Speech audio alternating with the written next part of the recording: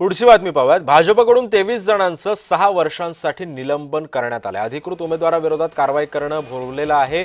सिंधुदुर्गातील पदाधिकारी आणि कार्यकर्त्यांवरती कठोर कारवाई करण्यात आली आहे। भाजपचे जिल्हाध्यक्ष प्रभाकर सावंत यांनी ही कारवाई केलेली आहे। आणि या संदर्भात अधिक माहिती जाणून घेत माझे सहकारी सुरेश कोलगेकर सध्या आपल्या सोबत आहेत। सुरेश, मला सांगा, भाजपकडून या 6 वर्षांसाठी यांची काय म्हणतात त्याला कारवाई करण्यात आलेली आहे, निलंबन करण्यात आलेलं आहे।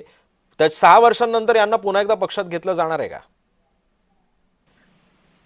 निश्चितच बघितलं तर सिंधुदुर्ग जिल्हा परिषद आणि पंचायत समितीच्या ज्या निवडणुका होत आहेत त्यामध्ये बघितलं तर महायुती ही सध्या मोठ्या प्रमाणात अग्रेसर दिसते।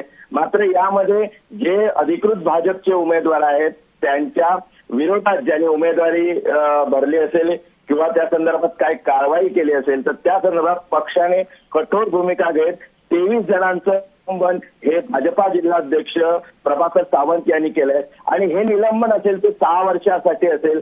मात्र या 6 वर्षात त्यांच्याकडे कोणतीही पक्षाची जबाबदारी दिली जाणार नसल्याची माहिती आहे ती प्रभाकर सावंत यांनी दिलेली आहे। त्यामुळे 6 वर्ष तरी ह्या 23 जणांना जी कारवाई आहे ती निश्चितच भोगावी लागेल। मात्र भाजप कुठेतरी सिंधुदुर्ग जिल्ह्यात पाहिलं तर कारवाईच्या विरोधात कठोर भूमिका घेताना दिसत आहेत।